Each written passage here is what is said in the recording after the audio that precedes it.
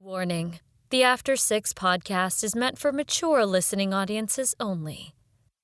Don't say I didn't warn you. I'm Tanya Milevich, and you're listening to the motherfucking After6 Podcast.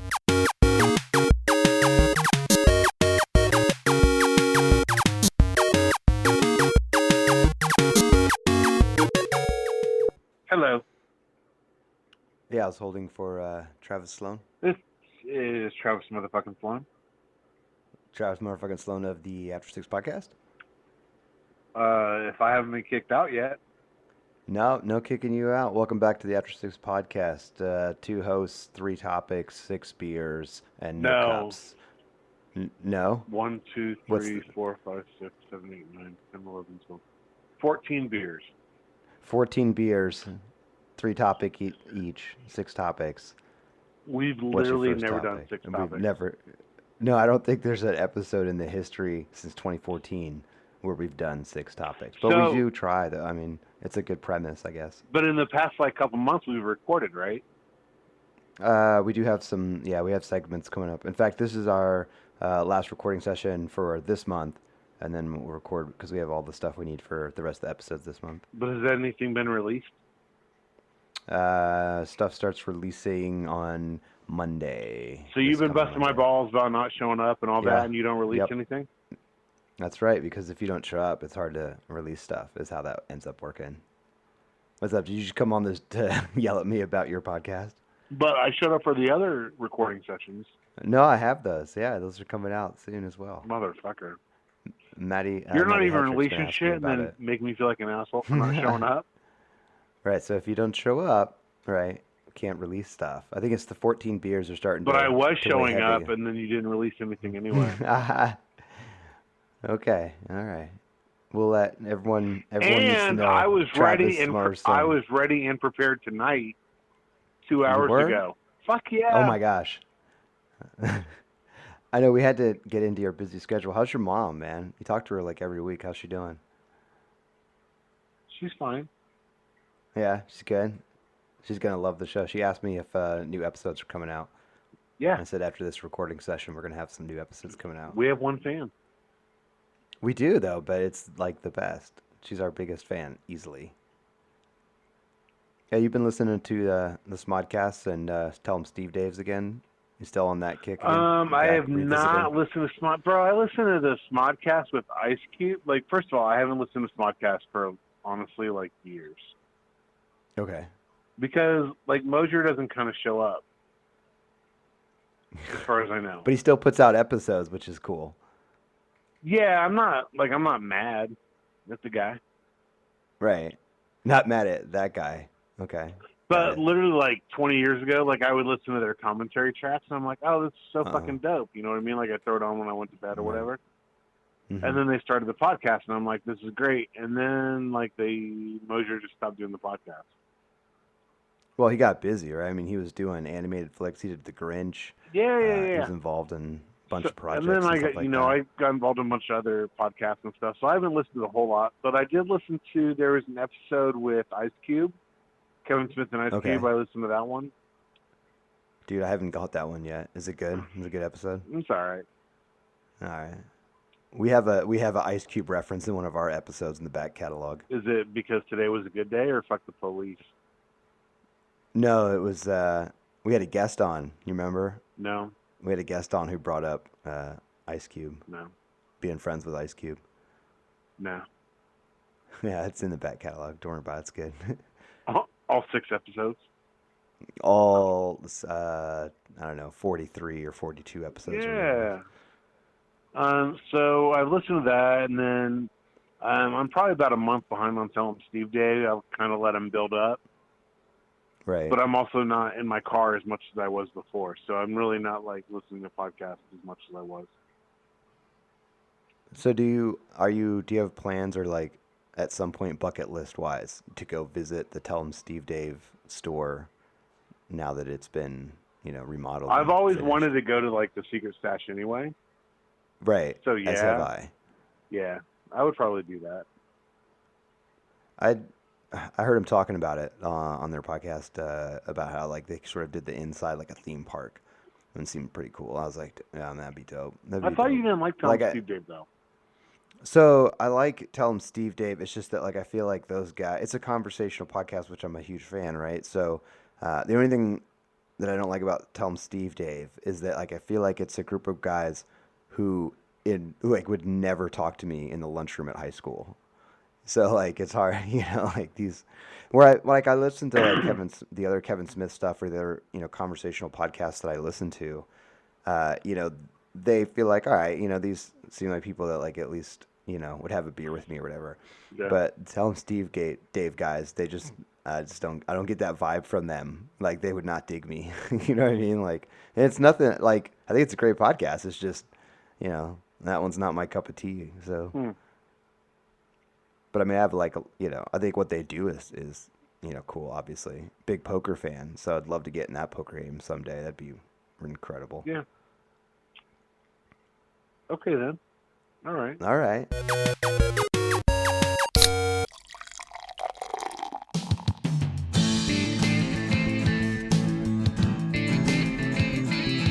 Hey y'all, this is Chris from In the Corner of a Dream. You're listening to yet another quality podcast from the Hyperreal Media Group. You can search for In the Corner of a Dream on any streaming platform, on iTunes, Amazon, or just go to inthecornerofadream.com. Indie rock from New Orleans. Lives and time will change. It happens every day, but I'm lucky. Hey, cool guys, just want to take a minute here and tell you about Hyperreal Media Group, HMGLLC.SHOP. It's the best place to go to get art from around the adjacent universe.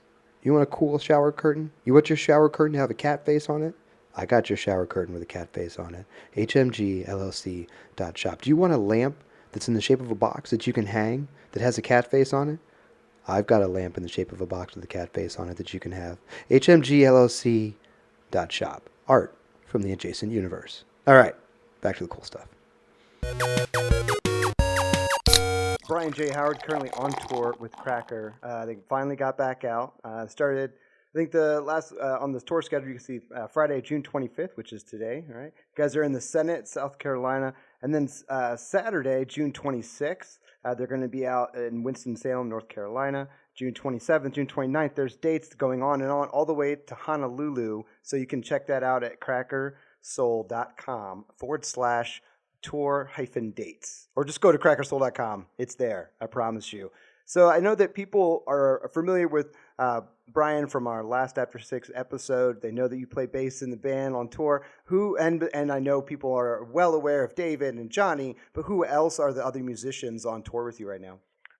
So traveling with us, Carlton Owens playing drums, Matt Pistol Stossel playing pedal steel, Paul McHugh is playing keys, and that's it. That's the, what is it, there's 6 of us? I think, yeah. No, yeah, it seems to, and I could be wrong. I am obviously not looking directly at the data, but in recent memory, it's the largest Cracker ensemble to tour in my recent memory. Because usually, like, we're used to seeing, 2-man shows, or like, maybe 4 or 5. So if we're getting up there in the numbers, which is really nice. Full band shows. Yeah, it's been a lot of fun. And on a side note, both Pistol and I played on a record that came out today by an artist named Faye Webster. So if you're I was going to ask you about Faye's album. Yeah, absolutely. I heard you talking about it last time we talked, and then I saw the post that it came out. So definitely talk a little bit about Faye Webster's album, if you could. Yeah, it's called I Know I'm Funny, Haha. And she actually is funny. I love working with Faye. And today is also her birthday, so, But it's well, happy birthday, Faye. it's a cool record. I mean, obviously I'm biased, but I enjoyed listening to it as well as playing on it. So hopefully folks will legitimately check it out. too. Legitimately, people should definitely check that album out because, like you said, she's super funny. If you look at one of her biopics, she's like shoving like a chili cheese dog in her mouth. You know what I mean? Like, not taking herself too seriously. But you listen to the album, you listen to the tracks that are out there, and it is deeply emotional. It is very vivid, emotionally vivid music. And a lot of people wouldn't guess that she's 21. Is she 22 today, or she just turned 21 today? I can't say for sure. I don't. believe Yeah. she turned 24 today.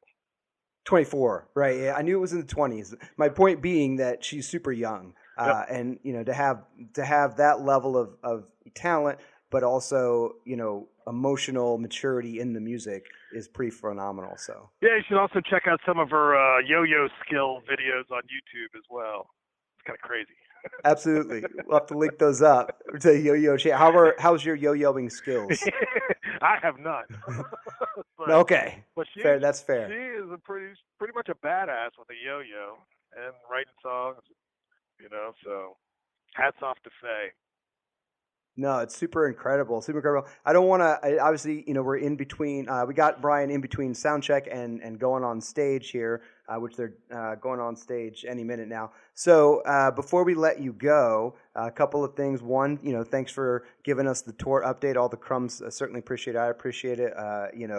Especially some of us can't go to shows this year for whatever reason.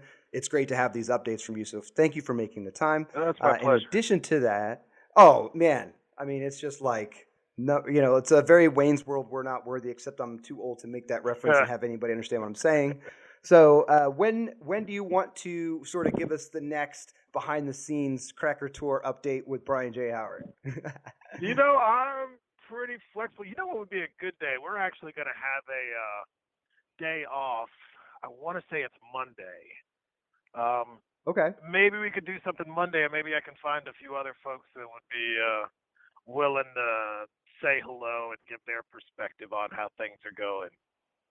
Oh, that'd be fantastic. Yeah, that'd be amazing. Absolutely. Well, just hit me up in Facebook Messenger with any time. So, like, my thing is that, I stay home with my kids, and I homeschool them and all that kind of stuff. My wife goes out. She's the breadwinner. She's the smart one. So, that's my availability is wide open, especially to try to accommodate what I know is even at the best planned tours are hectic, right? So, we're going to definitely be, as flexible as possible and just, super appreciate it. Like I said, we don't want to monopolize we don't want to monopolize your time. We definitely want to let you get on it and get to the show. Ladies and gentlemen, Brian J. Howard from Cracker. And thanks again. My pleasure. And I look forward to talking to you again soon.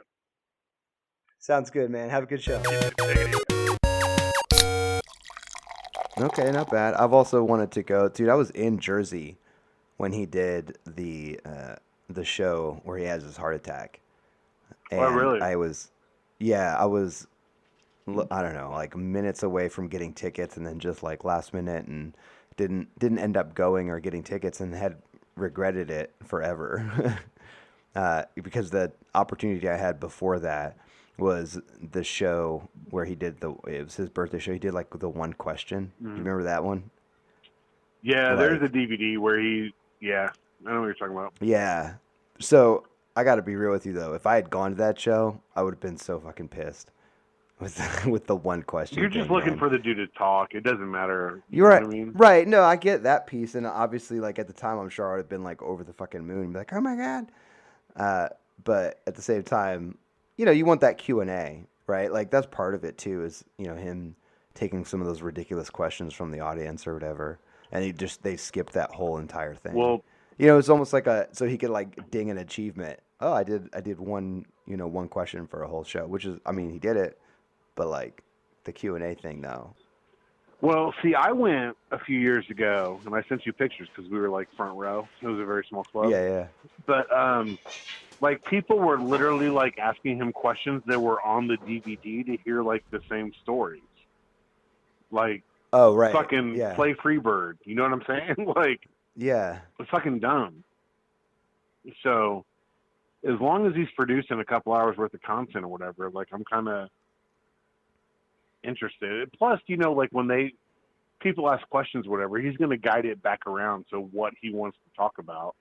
It's essentially stand-up comedy with that Q&A, like front, but it's really not, because he's going to discuss what he wants to discuss. Yeah, I mean, and I think that's more evident, I think, to you and me who have consumed enormous amounts of that man's content, though.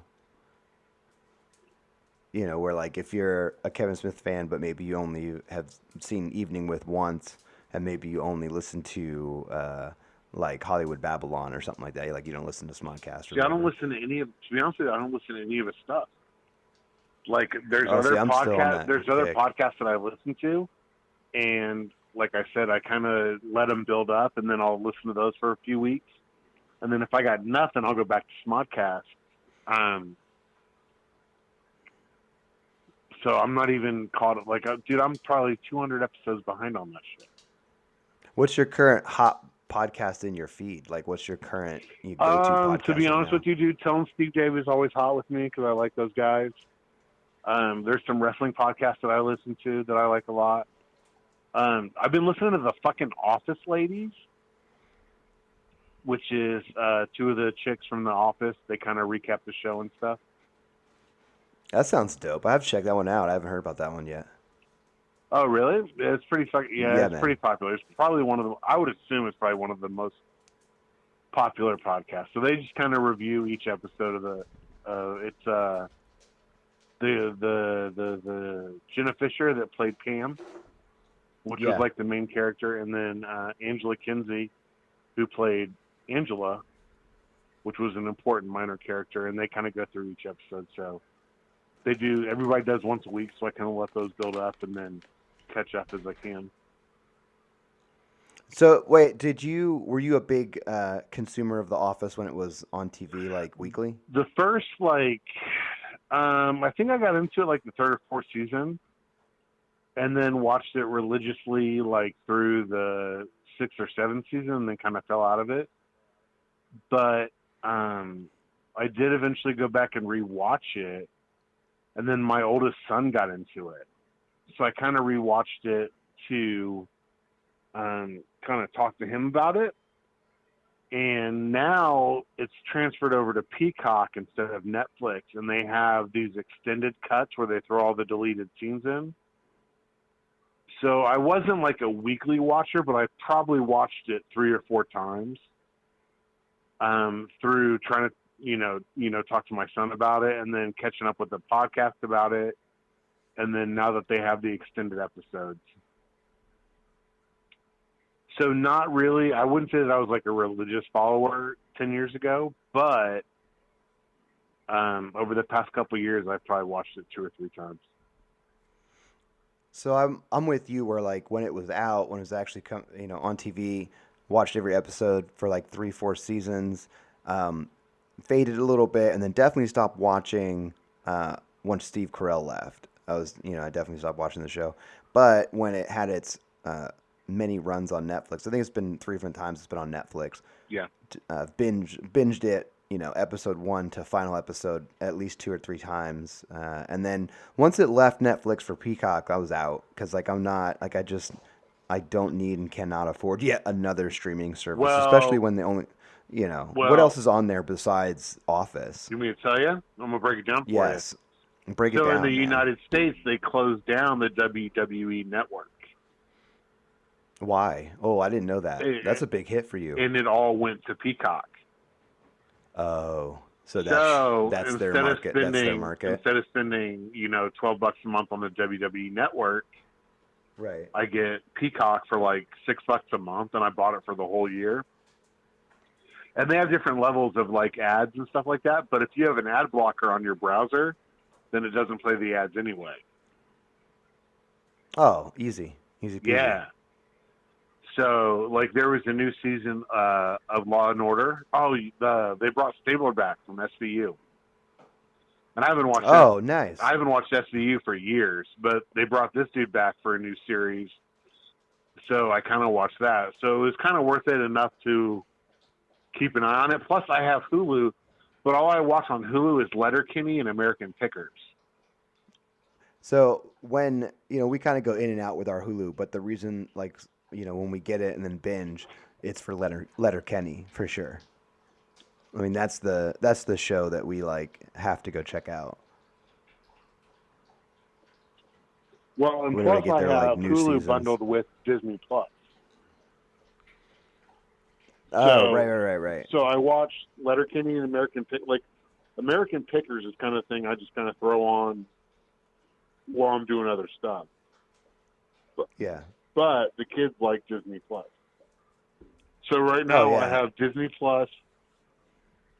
I'm sorry, Hulu and Disney Plus and Peacock. But you know what I've started watching is Tubi. You ever looked up Tubi?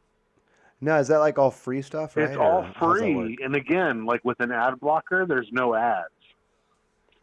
And they have a. You think that they would figure that out though, like right? Like that's their main source of revenue is the ads. So you think they would like figure out the ad blocker technology? But they have a ton of classic content. I've been on a Hitchcock kick. Like Psycho's always been one of my favorite movies, and I rewatched Psycho 2 through 4.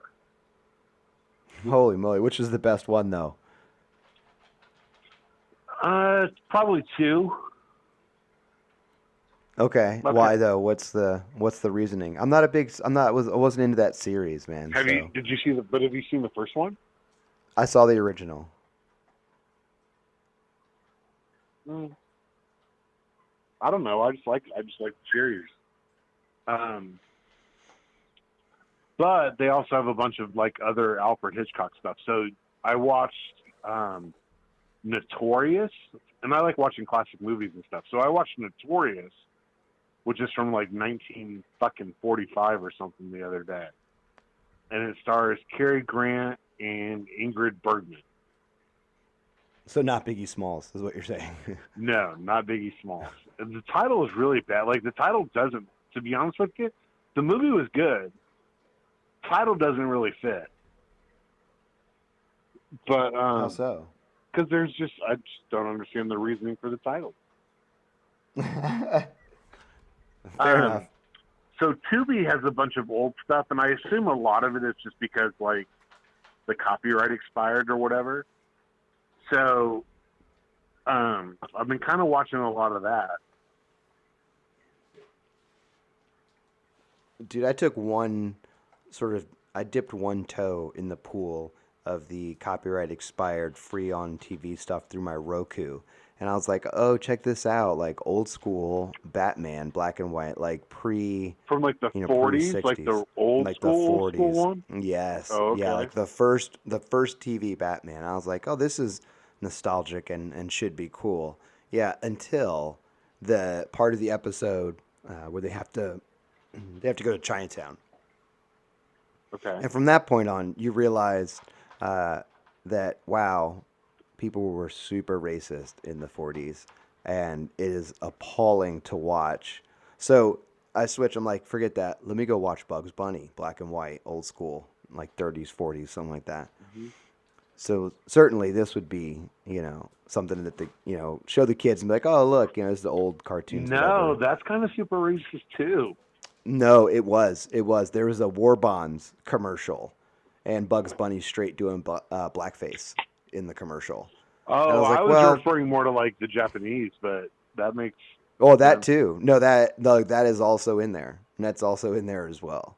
So then it was completely unwatchable. So then that was sort of my end of like, well, I guess we will not be consuming content from the 30s and 40s. My kids have no concept of like Bugs Bunny and Daffy Duck and. Mine either. No, definitely Warner Brothers has fallen off. It's not on the stage that it was.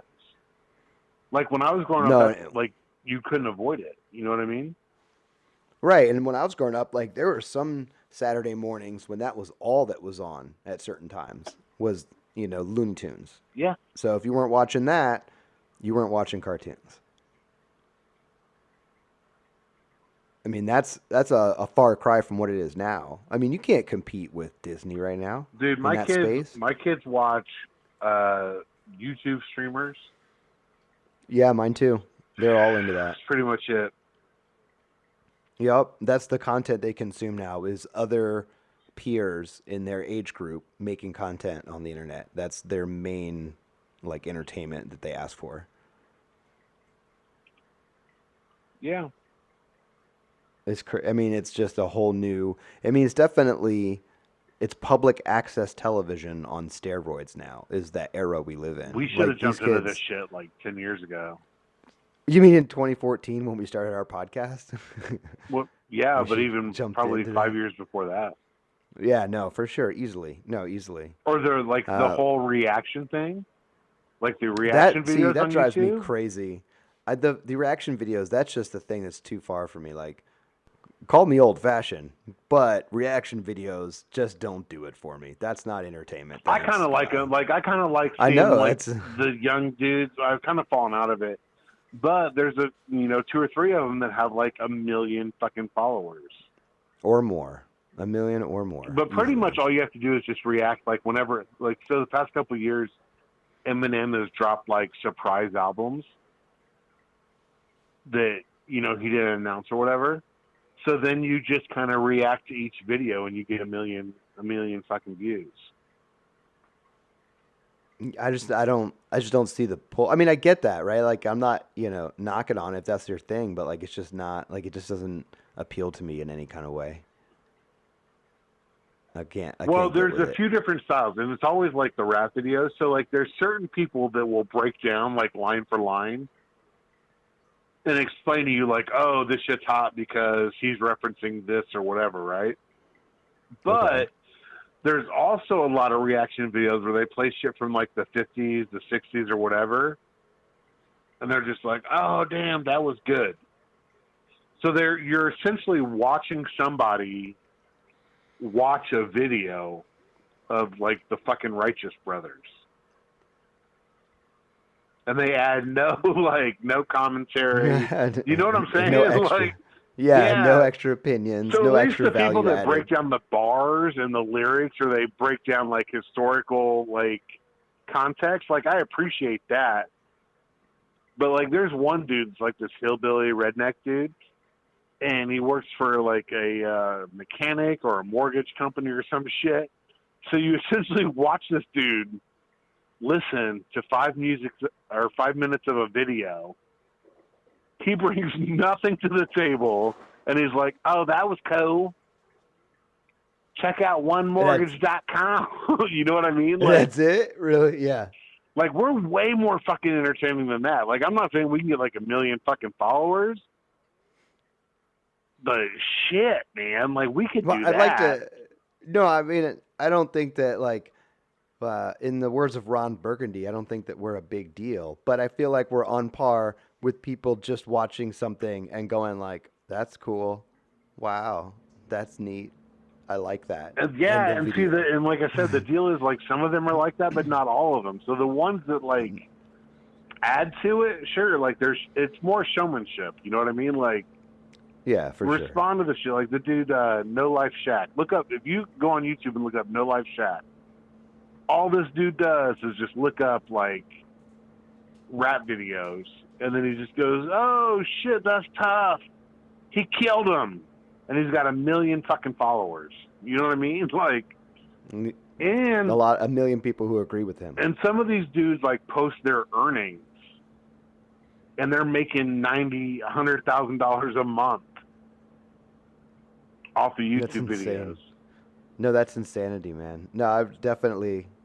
I mean, I see the appeal, but I feel like even if I was to right now sit down and make 1,000 straight reaction videos, right, and put them out 3 times a day for a year, I feel like I'm still never getting the following of people going like, "Here's 1 million followers and 90K a year. Keep telling us what you like while you're watching it." But it also it also depends on like, there's this one that I like. It's this Australian mom that's like Yeah. 50 years old, and she listens to like 90s US rap music, and that entertains me. But I mean, that's okay. But if you do like the newest Eminem, Okay. who is apparently just like the hottest artist ever, you're guaranteed 100,000 views, regardless of who you are. Just putting the song title and the review in the name. Okay. So what you're saying is I should do After6 Podcast reaction videos as part of like our beer run live tweeting episode thing. But you have to put it on YouTube. Well, We we have to monetize YouTube. Oh, we'd have to. Okay. All right, man. I'll do some reaction videos for you. I'll do them too. Shit. All right. Do them. Send them over. I'll put them up. So, yeah, we should be making some money. All right, man. We'll do it. We'll produce the After6 Podcast series of reaction videos? It has to be rap though, or it can be just anything? No, you know what I like? The rap. Well, the Eminem one is the one that like gets the billions of followers. Like that's the only Eminem's the only artist that I've tracked so far. Sure. That gets whatever. I'll let you handle the Eminem. That's then your like jam. so You're like expert. Nick Cannon started dissing Eminem. And Nick, for like attention or what? well, Nick Cannon was married to Mariah Carey. Okay. So like 15 years ago, Eminem put out a diss track for Mariah Carey. And then Eminem did a guest appearance for Fat Joe a year ago, maybe 2 years ago. They got a lot of attention, and then Nick Cannon responded. But then Nick Cannon came out with a bunch of racist bullshit and had a bunch of like guest rappers on his diss song, and the songs kind of sucked. But because I can't imagine why. Oh, because he sucks. Okay, that makes sense. That makes more sense. So, like those got a ton of views.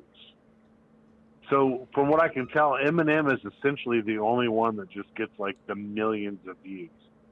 What I like is to see like the young dudes do the songs from like the 80s, or like the young black kids do like rock songs that they say they never heard of,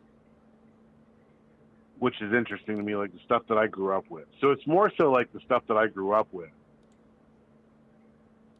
Okay, so you're gonna handle the rap. What should I do though? What do you think? The reaction video for me? What would I look? Well, at, here's the troublesome thing is that like everybody and their fucking brother is doing Eminem reaction videos. No, yeah, you mentioned that. So I don't know that I don't know that we would get the attention. Now, if we were to go like start back at the beginning of Eminem and go track by track. Oh my God! Which is a gimmick that nobody's done. I have nothing but time on my hands. Sure. No, that's you, man. You're more than welcome. Please do that. I'm down. I'll watch. Well, I'm not going to break down every fucking line of an Eminem song. You know what I mean? Like, I'm not asking you to, but yeah. So I'm saying there's the gimmick that sets you apart from everybody else. Okay. That's going to be your gimmick then. Well, then the other thing is, like, I went through the Wikipedia list the other day of, like, the 200 hottest selling singles of all time. And a good portion of them were from, like, the 30s and 40s and 50s, where the distribution wasn't as great. And people were super racist, as we found out. Yeah. But they love when black people sing. Apparently. So I'm saying, like, we could break down. We need a gimmick. Like, we just get on here and we discuss shit, but we don't really discuss anything. You know what I'm saying? So, like. Oh, okay. So you're saying that the reaction videos you'd feel more comfortable if our show had a reaction video library. No, I feel like our podcast should be me and you talking about bullshit. All right. Well, I think we got that covered. Check that box. Yeah. Good progress on that so far. But I'm saying if we could find some sort of gimmick of stuff that we were going to review, then we might be more successful. Okay. Well, you start sending over the reaction videos. I will start posting them in the After6 YouTube library. Oh, I don't want to be on video, so I'm not going to do that. Okay. So then we're back at square one. Yeah, which again is what we do. Okay. So far today, we've talked about Kevin Smith podcast that some of our listeners may not listen to. Or care about, sure. Exactly. Tell them Steve Dave, who some of them have no idea what that is. And then how we might be successful doing a YouTube series that we're not interested in doing. That's like 3 topics, though. So we're well on the way to having. I'm just saying, like our podcast, which I like, is just you and I talking about shit that may or may not never happen. Okay, fair enough. No, that's fair. That's fair. I feel like I wish I had started streaming years ago. Because I'm a big Hearthstone player. You played Hearthstone for a minute. You played the tutorial. Yeah, you played the tutorial, and then you let me know on the next call, like, hey, I think I might be really good at this game. Because the first tutorial against the AI went really well for you. Have you played Hearthstone since then? Fuck no. Okay, fair enough. That's one of the things. But I do play my wrestling game that you promised that you were going to download and play, and you have yet to do. I have yet to do that. Yeah, I know. I've been playing a lot of Hearthstone. That's why. It's hard to stream the wrestling spreadsheet game, but I will get to it. It is a thing. It's not. Lots of people do it. Oh, really? Lots of people are streaming that? Yeah. On Twitch? On Twitch and YouTube. That's crazy. All right. But I saw one the other day, actually, because it's all like a fantasy thing, right? Like, so you imagine, like, matches between this dude and interviews and blah, blah, blah, right? So I saw one the other day where a dude cut, like, actual footage. So he went back and found, like, applicable footage and cut that into what he was doing. I was like, that's pretty fucking dope. I mean, that is some serious time on your hands, and I applaud the effort. It is. Good on you, dude, he did graphics and fucking... It's so sad because the game is such a niche audience, and you can watch like it... the show. And you can watch it, but you can watch it and tell the dude spent so much time, like, on the graphics and the production of it, and it's got, like, 106 views. Yeah, but what game is that dude going to play where he's going to enjoy more? Like, what is he going to do? Dude, I love he's that going to get more game. fun. I play that game every day. I know. But that's what I mean. Like, the best content is the stuff that's for, like, the smallest audience. Like this show.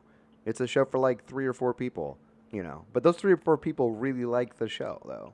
Like, a lot. My mom just commented on my liked my Facebook status that we were recording a show. See, I told you, she's a huge fan, man. So it's not even like 2 or 3 people. Like, we're essentially recording the show for my mom.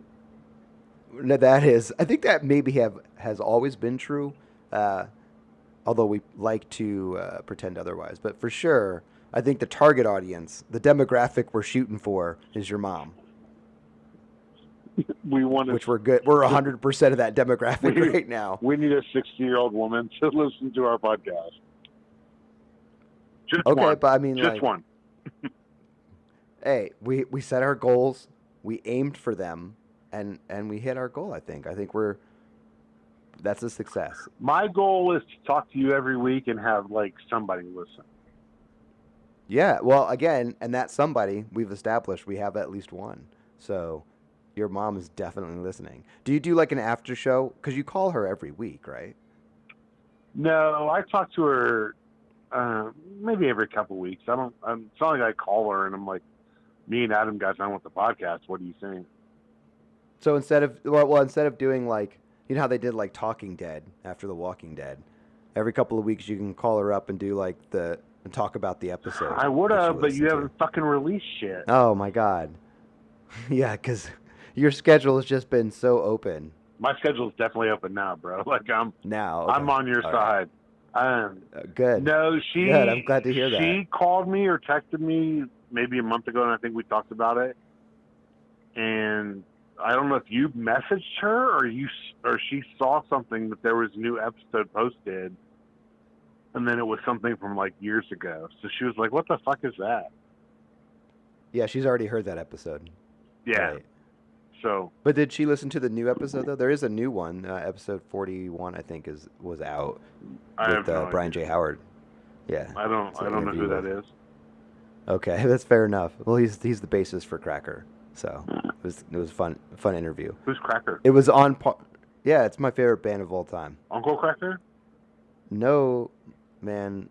First of all, Cracker has a hit, right?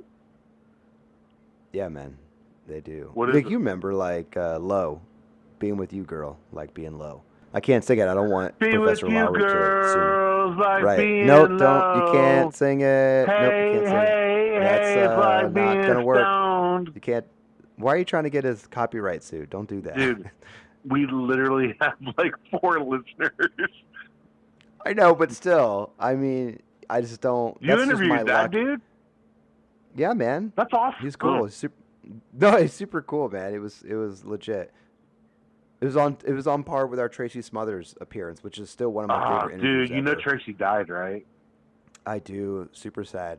Super sad. But that dude, like, I'm gonna have to throw that episode back out again because honestly, no fucking around. That was one of my favorite interviews. There we go. Right. You're up. You're lead. Okay. Your point. Should be really fucked up if he doesn't answer, isn't it? Not for me. Oh. Hi, Tracy. Hey. Hey, Tracy. This is Travis with the After6 Podcast. I was calling for our interview. Okay. Okay. Gotcha. You still good to go? Yeah. Okay, great. We already started here. Starting now. Okay. Starting now. So, Okay. Tracy, I guess my first question is how you got started in wrestling. You know, were you a fan growing up? Yeah, I was. Grew up outside of Nashville, Tennessee, and it was Nick Goulas and Jerry Jarrett. There was two different companies, and you had both of that. And then Nick Goulas faded out, and it was Jerry Jarrett's the old. I just called USWA. It's called different stuff. Jerry Lawler, and all that. Sure. And I would see some of them at the gym I was going to when I was in high school. I'd see Bill Dundee and a lot of guys like that. Dutch Mantel, guys in the gym. And I went to school 2 years, went to college 2 years, played football, went for football and wrestling. And I'd see Steve Kern, Stan Lane, got to talking to them. They trained me. Never went back to college. Didn't finish school. And they worked out with me for a while. And Tojo Yamamoto did, and then Bob Armstrong helped me a lot. I started in 1983. I did it 83 to 86 part-time around the old job I had in college loading trucks. And then I did 86 to 2002 full-time. And then I did it part-time bounty hunting repo cars 2002, 2005, wrestled some. And then I did it 2005 about 2009. And since then, just around my job, I don't do it full time anymore. Okay. Now, Tracy, I was discussing with Adam the other day. I'm not sure if it's on the podcast or not, but the concept of kayfabe, which today is essentially gone. And for our listeners that aren't familiar with wrestling, kayfabe is essentially the belief that everything you see on TV is real, and those guys that are jerks on TVs are assholes in real life. And I know when you got started, kayfabe was much more prevalent. Now, when you got into training, did you think that this was? Did you think anything was a work about it, or did you think that it was all legit? Well, it's just like back then. It's like you said, it's a lot. Kayfabe, but it's like the magic. There's not magic, but you didn't know how they did it, and it will be a while. Like Steve and Stan. Seeker and Stan Lane, they smartened me up, pretty quick, and because they didn't have a lot of time because they were so busy. But after that, I went to Tojo's for about 6 months, and he had trainees that he didn't smarten up, and he'd have you grab a headlock and stuff and do it, but he was shoot a lot in there, and pretty crazy. And I was already smartened up. I was working my job and wrestling like once or twice, 3 times a week, plus having to be there on Sundays. And, that was crazy. But, real hard. He put it on you hard. A lot of guys quit.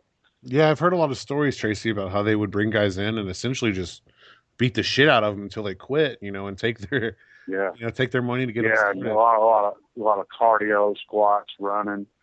And but they just see who wanted it real bad. To the guys to give away, stretch them, and pretty brutal, really brutal. Adam, there's a guy named Danny Davis who's pretty well respected as a trainer, and he got started in the business probably 10 years before you, Tracy, I think, around that time. And Danny tells a story about how he worked on a farm where he thought he was training, and they took him out to a farm and made him work for 6 months or so before they taught him any sort of wrestling. So it sounds like a lot of those guys were just looking to weed out the weak guys and pull some money from them. But to see who really wanted it. You know, I mean, it was hard to get in the business. It wasn't like now if you just had the money. And they, you know, some now aren't properly trained and don't have one thing. They beat the respect into you. Mm-hmm. Really would. And but you know, different guys had different ways of doing things. You know. Now, Tracy, do you think that the business was in a better state when there was that kayfabe, especially in the Tennessee kind of Memphis area? Do you, as opposed to now, where I guess it seems like everybody's in on it. Tennessee, it wasn't just Tennessee; it was everywhere. It was like that. It was just it was a different era. I mean, you didn't have cell phones, you didn't have the computer, you know, you didn't have social media, Twitter, Facebook, and all that. There weren't. Dave Meltzer was the first, you know, with the dirt sheet, kayfabe sheet, you know, right. And I remember that, you know. And well, you guys would run the same show in different towns each night of the week, right? Yeah. Nobody knew the difference. Yeah. No, right. Not like now. You need to have results, and you know, even you know, within minutes on somebody's phone or any of that. Yeah. And different territories, some places, regional territories, could be either.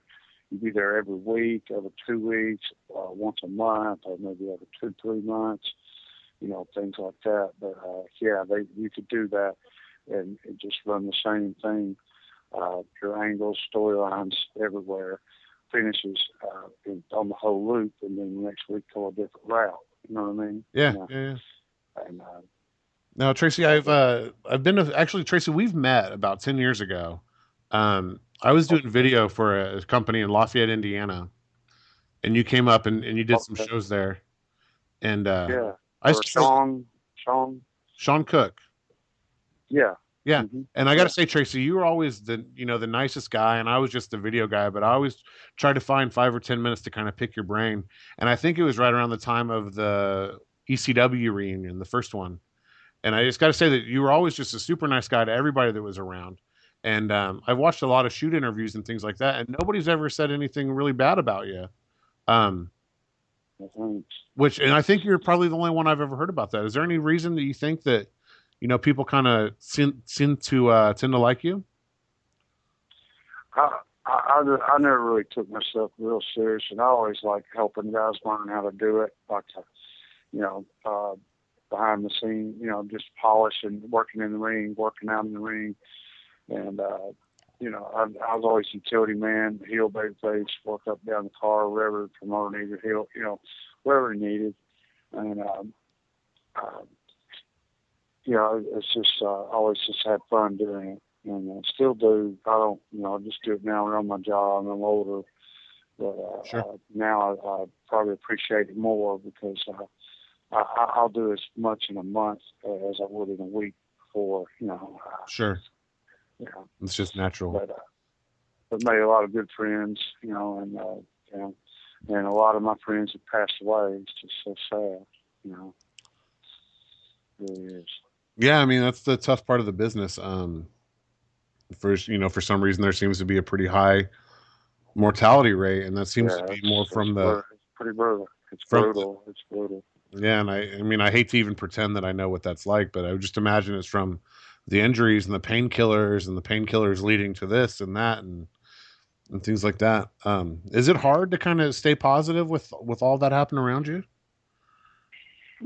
Yeah. Sometimes it is. Sometimes I'll be at work and hear the radio or something, hear ring music, and it just upsets you. It's just horrible. Sure. And you hate it for the families. For the widows, for their wives, kids, their moms, dads, you know, everything. You see someone somewhere, it's just terrible. Yeah. But it's brutal because it's year round, like other sports where you want to say have seasons where wrestling's year round, and wrestlers work hurt what other professional athletes will, you know, be out of game, 2 games a week, a few weeks, months, or a season. And they keep going every night sometimes, you know, and catches up to you. You know. Well, especially more so, you know, 20 years ago, because there's no guaranteed money or anything, right? I mean, if you didn't work, you didn't. Right. Well, that's just like now. Middle of December, I was pretty banged up in my back, and just had some shows, and I had to cancel. And I hate doing that, but I needed to, and I didn't do anything from the middle of December to about the first week of February, and I've gone about every weekend since then, and it's kind of caught up to me. And now after like this past weekend, I had a seminar and a show. This weekend I had 2 shows around Peoria, Illinois, for Midwest Impact Pro in Bellevue, Illinois, and then Delavan, Illinois, Friday, Saturday, Sunday for the Insane Clown Posse, the JCW. Well, after that, I don't have any shows for like 3 weeks, so that's okay with me. I go a few months, and used to I didn't do that, but I'm all right with that now, and I don't really like pursue bookings. If people call or inbox me or text me, whatever, I will, but I don't like I would before. But I learned, I took breaks about a year, 2 years, a year and a half or so, about 2, 3 different times, and kind of glad I did. It catches up to you. Absolutely.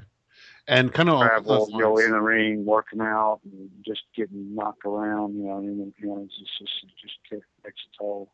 Sure. No, I understand. It's probably especially after, at this point, 32 years in the business, right? Yeah. Right. Exactly. Along those lines, Tracy, like I said, I'm a pretty big fan, and quite frequently I hear your name mentioned when people talk about kind of the toughest guys in wrestling, when they talk about a Haku or a Bruiser Brody, and a lot of times your name's thrown out there. Do you agree with that, or do you know why maybe you have that reputation? I don't know. Well, I can hardly walk. What is your name?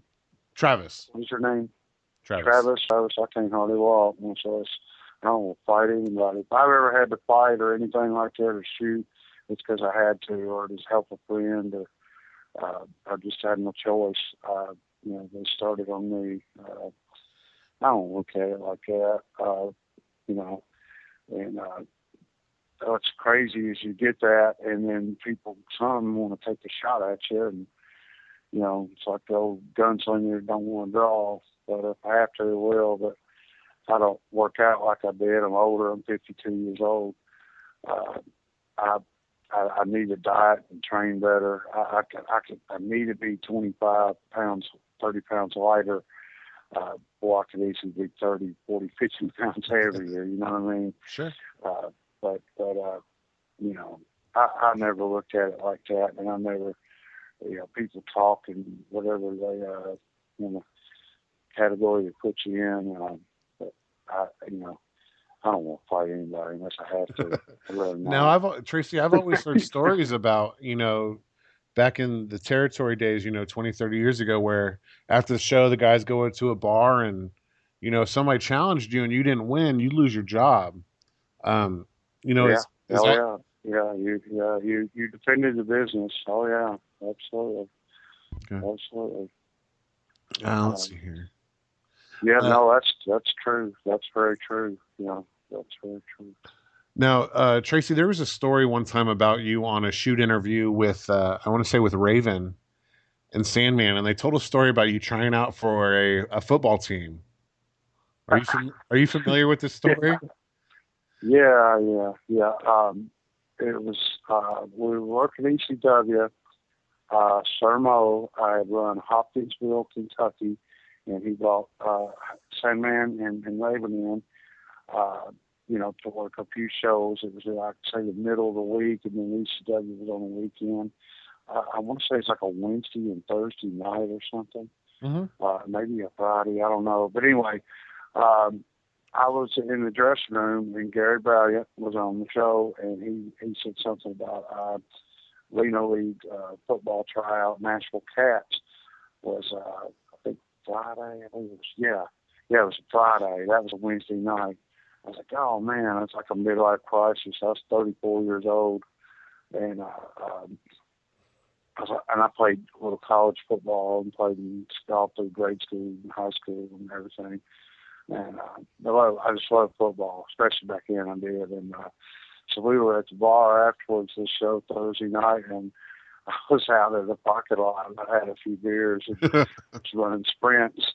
And I lapped out like 40 yards, And but yeah, I went down there, and oh my gosh, I thought we were just going to do some sprints and some agility drills, and it was like 4 hours tryout. And I went with the defensive lineman and the offensive lineman, and we were doing pass blocking for an hour and a half with no pads on artificial turf. And I had to work, you know. I wrestled Wednesday, Thursday, and had to wrestle Friday night. And then I think I had ECW Saturday and Sunday. Yeah, I had Friday night somewhere close by. And good God, it got killed me. You know, but, it was fun. But the guys were getting hurt, carried off the field. I mean, on artificial turf. I thought, oh my God, what am I doing? Excellent. That was my midlife crisis. At 34? Because that makes me kind of nervous if they come that early. Yeah. In college, I did it one time, did a 4.940, and I got a 4.8 one time, and that day I ran a 5.1, so I didn't That's not bad at 34. Nah. That was fun. Now, Tracy, I do follow you on Facebook, and I saw you send out a post today regarding one of your matches on the WWE Network. Now, not to necessarily bring it down, but they've launched this network. I was just explaining to Adam, like I said, he's not a fan, but I was explaining how the... Don't throw me under the bus. Don't do that. You're still there? Tell Adam I ain't a fan either. Adam, he to you. But I was explaining to Adam, you know, the impact of wrestling, and WrestleMania sells about 80,000 seat arenas and things like that. And he asked about, you know, the pay-per-view, and I explained, you know, they've pulled it off the network. And I was also explaining that, you know, they put almost their entire archive footage of all these companies they've bought, which obviously includes a lot of your matches. And I guess I didn't realize until you put a post up today, but they don't pay you for any of those footage or your likenesses or anything? That they had that 24/7 before that. Mm-hmm. That WWE 24/7, and I had that on my little direct TV, and I do my little workout. And I mean, I saw myself on Florida Championship Wrestling, Smoky Mountain, ECW, a little WWE, WCW. I've been on some of their DVDs. The ladder match with Candido. That one, was on the Great American Bash DVD. Sure. The best of, and another Rise and Fall WCW, a little ECW. Sure. Just not much on there. And I think one of the Clash of the Champion DVDs they did. And you know, I don't know. As far as I know, guys, unless they're working for them, nobody's getting paid. I mean, I don't really know a lot about all that. So Tracy, Bobby Fulton was talking about it, you know. So Tracy, do you think they outside of, you know, I know they have a kind of like a rehab program, right? Well, they'll send anybody to rehab, but you know, do they take care of these guys after they leave and they've dealt with these concussions and, you know, the things that you've talked about you've going through? I mean, do you feel like they need to do more? I know that, like, they have, of course, alcohol, drugs. I think they have the concussion rehab too thing they have. Of course, I've never went through it or any of that, but I know a lot of people have. I'm really kind of out of touch, and really that post, Ross A. Brown had posted that I think the night before, and I didn't respond to it, and I got that morning. And I think it was Thursday, and I'd always put something on the Thursday, like Throwback Thursday, you know, or something like that, you know what I mean? And then I just started going off about it. I was drinking my coffee. You ever do that? And I was getting ready to go to work. I had to do my little workout, and I knew we were going to be slam busy at work, so I just sort of vented. And, you know, I guess it got a few likes and comments and people talking. But I just think it's sad that a lot of them that's passed away, that their poor families are just left with nothing. And you know, I really, you know what I thought was really bad was the fact that Paul Bearer, you know, had passed away about a year ago, which we all know that. Then his son did, and then I looked up the other morning, and they said that the family had hawked his Hall of Fame ring. Yeah, Tracy, I saw that, and they took it for 20. for 22 grand. And I said, the first thing I thought, man, come on, for what Paul Bearer did for Undertaker alone, he should have took care of his family for life. And Kane should have too, and that goes from Vince on down. And that's not cool. But you would think through all the archive footage, like you said, the DVDs and the archive footage and things like that, like, shouldn't somebody like Paul Bearer, who had a 10-year run or whatever, shouldn't he be? Yeah. He should be receiving steady checks, right? I mean, I agree. I don't, I'm not there. I don't know. Obviously, it wasn't took care of real good, or they wouldn't have had to hawk that ring. Yeah. Am I right or wrong? I mean, it's just as simple as that. You're right, Tracy. You know what, Tracy? That's why I put on there. I said, I know they patrol their social media. If anybody says anything, I don't care. I don't give a flying fuck what they think about me. I never really did. But, what are they going to do? Fire me? I'm 52 years old. I'm not working for them anyway. I'll say whatever I want. Exactly. They can go to hell. I mean, that's just how I feel when you see that. That's horrible. That's Undertaker alone should have took care of him. Hey, I know. So right now, Tracy, what I'm doing is I'm on the social media for our show, and I just want to make sure I quote you correctly. So when I say Tracy Smothers says fuck, who should I put in? Like fuck Undertaker? At WWE. At WWE? I'm just messing with you. I'm not gonna. Honestly, if you would just put this, just say that it's come for me. I think it's a damn shame that the WWE, from Vince to Undertaker to Kane to whoever else involved, did not take care of Paul Bearer's Undertaker alone and Kane for what he did for them, for their career, for everything. And there wouldn't have been an Undertaker if it wasn't a Paul Bearer.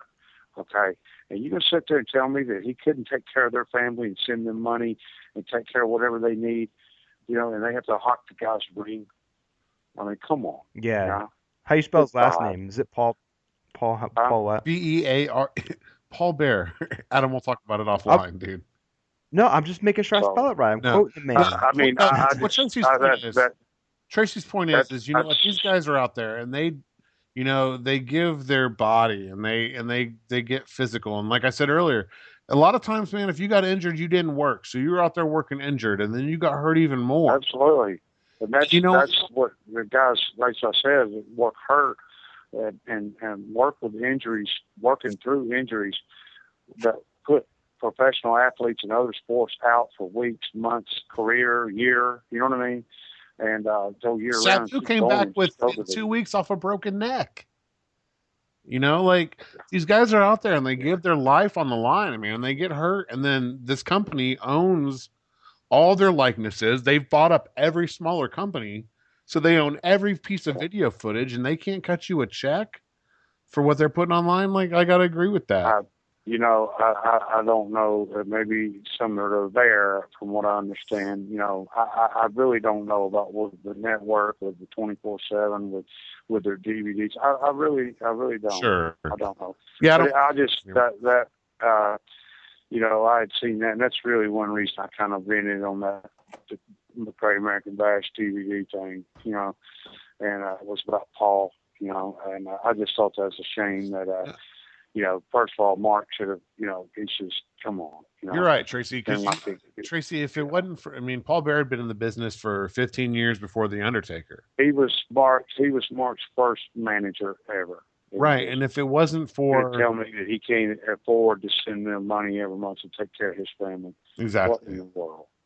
Exactly. Wow. You know what? And so, wrestling... He don't like what I'm saying. I'm not hard to find. They can go to hell. I'm not afraid of them. They can kiss my ass. Here we go. This is worth the price. Well, really, I woke up and when I saw that, I read that, and that's when I started just, how I just it's sad. Started kind of venting about that DVD. This is horrible. It's sad that family has to be in that position. Yeah. That's something that they should be able to put that ring up somewhere, where they can see it, grandkids and everything, and remember Paul. And now somebody, bought it off of eBay. And the WWE probably has 50 Paul Bear urns or something that they could throw on eBay and throw the money to that family. So it's not even like they have to necessarily just give it away.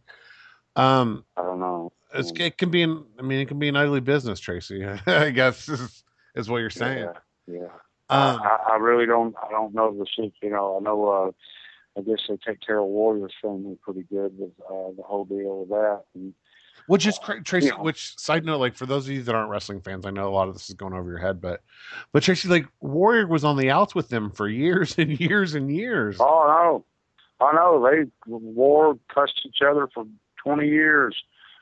Paul was a loyal guy and always was, and was there a long time. And I mean, he's having hockey's ring, you know. So and the Ultimate Warrior, I mean, the Warrior was in a 20-year lawsuit against them, and he legally changed. I'm not. I mean, you know, I'm not dogging anything what they did. I'm not dogging anything. I'm just telling them like it is. No, I understand. I mean, I guess my point is like.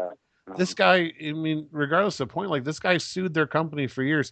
Adam, the Ultimate Warrior, literally legally changed his name to Warrior because of a lawsuit against this company. And then they brought him back in last year, and then unfortunately, you know, as happens like we talked about earlier with a lot of these guys, he passed away at a young age. Did the Hall of Fame, did WrestleMania, did Raw, dropped dead the next day. Yeah. Crazy.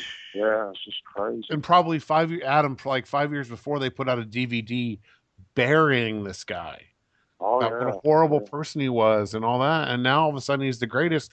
Meanwhile, you got guys like, I mean, Bobby Eaton, you mentioned, or I mentioned Bobby Eaton, but Bobby Eaton had a hard Fraser, Mabel Visla, same. I mean, he passed away. You know, a lot of guys. His wife's suing him now. It's just horrible. Did nothing for him. A lot of other guys did nothing for her at all. You know, so I mean, I don't know the extent of it, but I got up that morning, and one of the first things I read about Paul's family having to hock his ring, and that little post you saw with the video show the Great American Bash, and I could just remember, you know, we worked with the Midnight Express like every night prior to that, and you know, just beating your brains out, traveling and going up and down the road, and you know, and going in there and just giving it your all, and got of course paid, you know, like weekly guarantee. We got a little bonus, but then they take a DVD of it, and nobody gets nothing, and I don't know if some of the currently work for them do or any of that. I really don't know how all it works, you know. I saw what Bobby Fulton was, you know, making waves about that, and everybody was dogging him. And I just thought, you know, you don't know what guys go through until you've done it, lived it, eaten it, breathed it. You know about as much about it as I did making a nuclear weapon. I know nothing. You know, and the head trips and the way they, you know, the way they just mess with your head.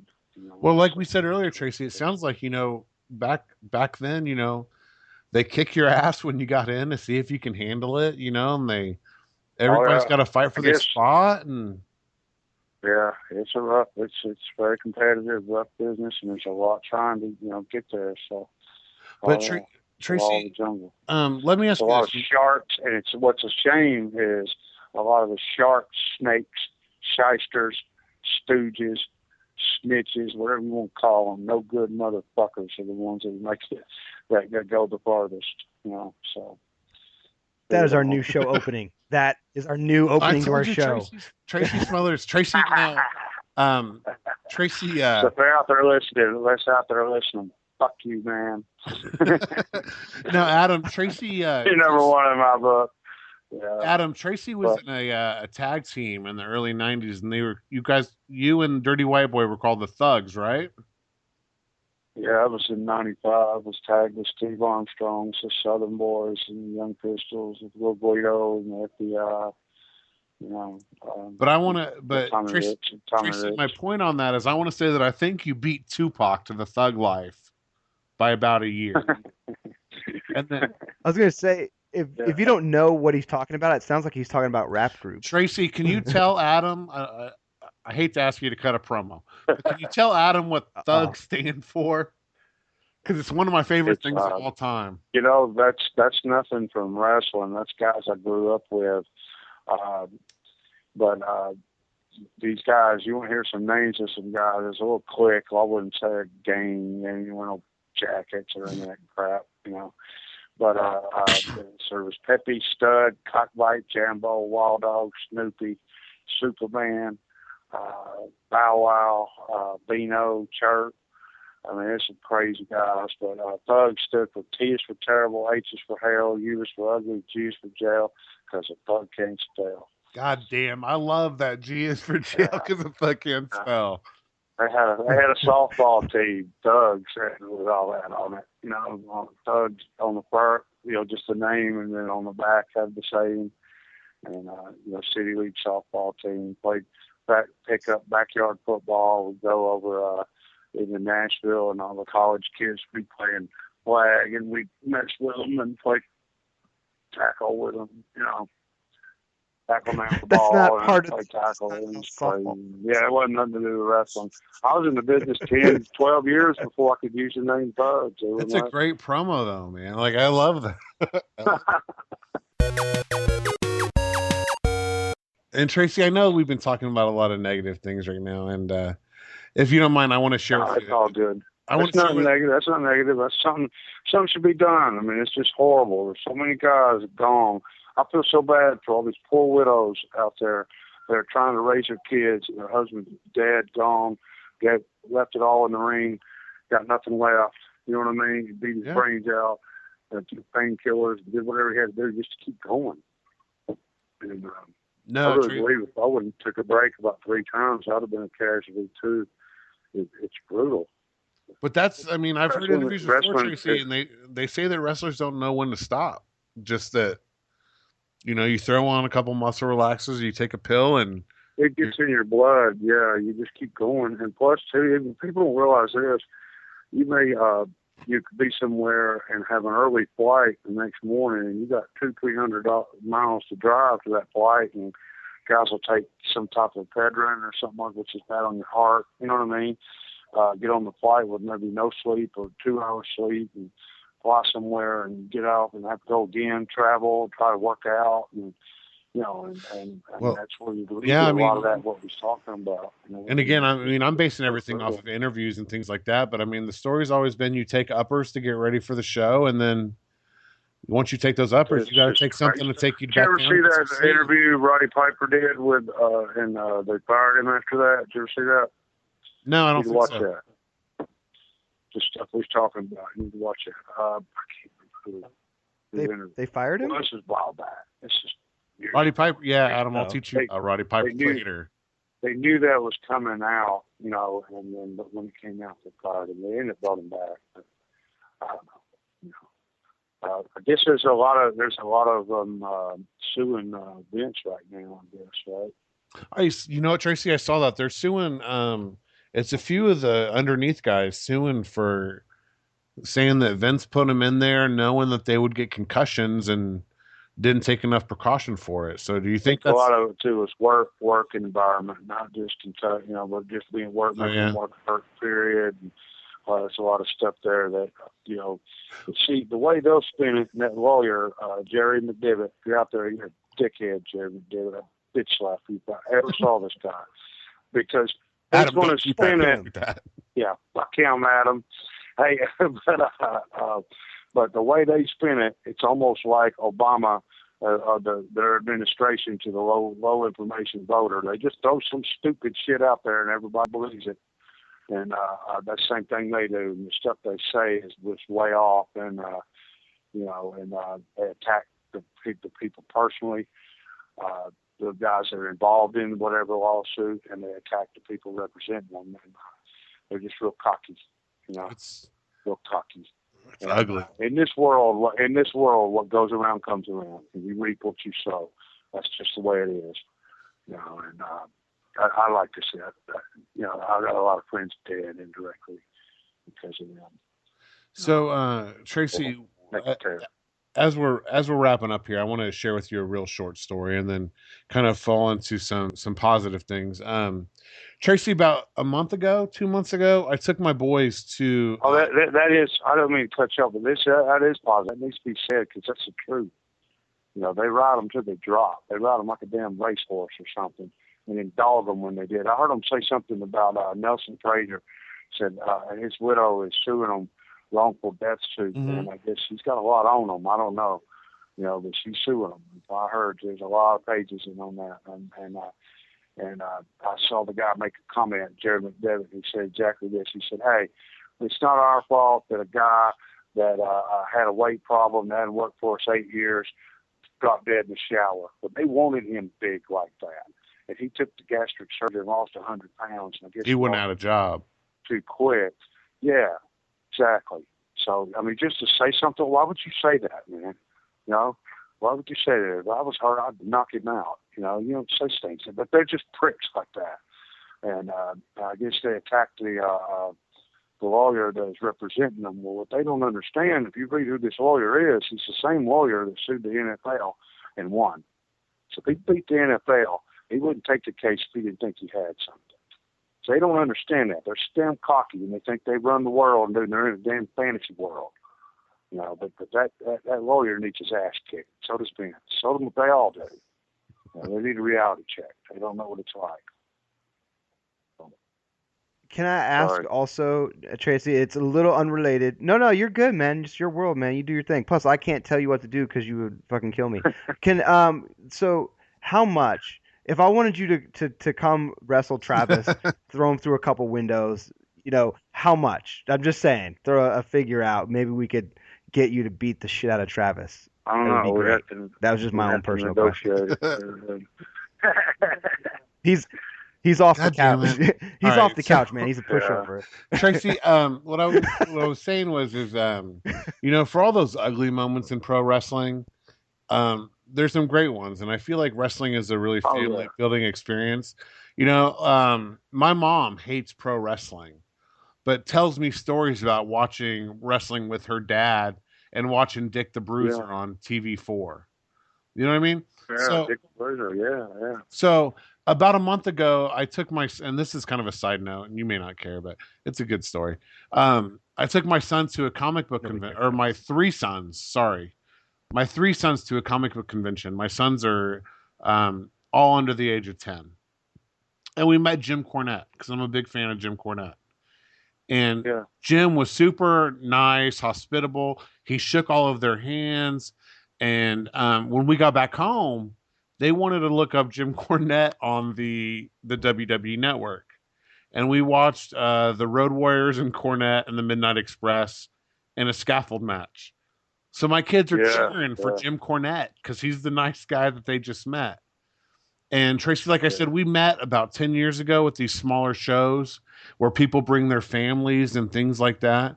So, I mean, do moments like that where you see these kids and they love what you do, or you see families bonding, I mean, does that make it worth it?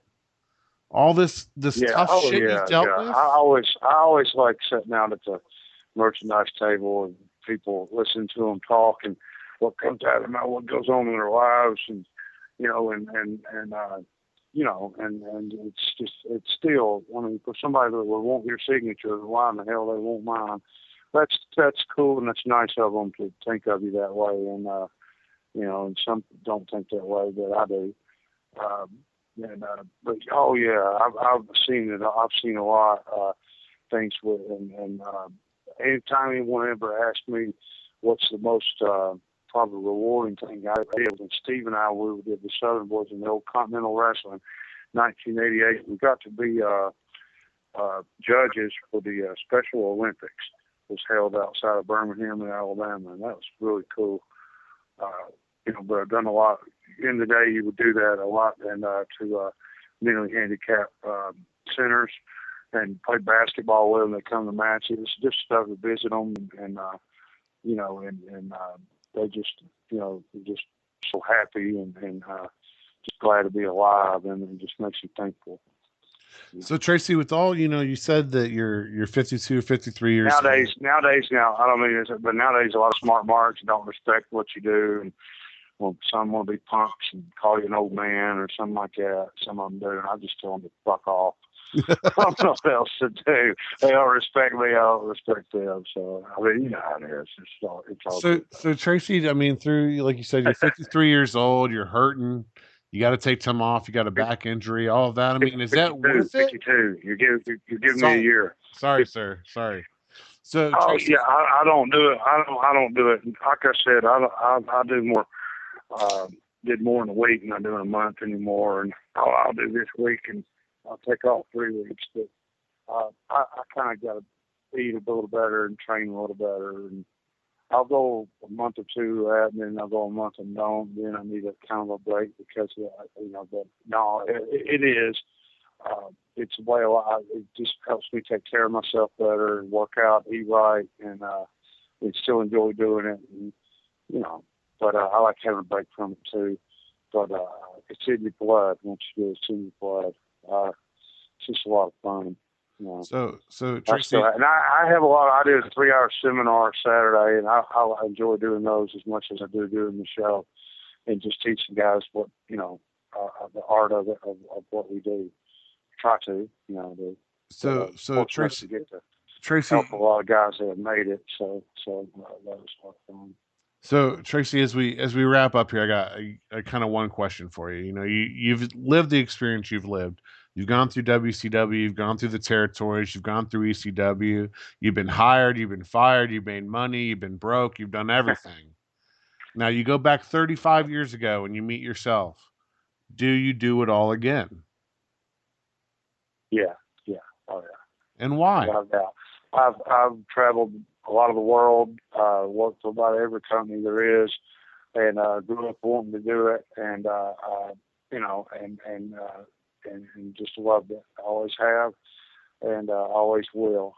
And I'm just glad to be a small part of it. I don't have to be in the middle. I don't have to be in as long as I'm booked some here and there, just go have fun. I as I'm older, I always did. I love being a heel, but whatever the promoter needs, heel, babyface, tag, single, whatever, just try to do.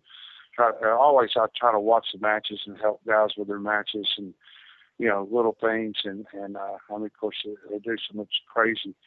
It's so after everything the bar is so high, Sure. But still have to have the psychology and just try to help with whatever I can help with the show. Just help, that's a lot of fun.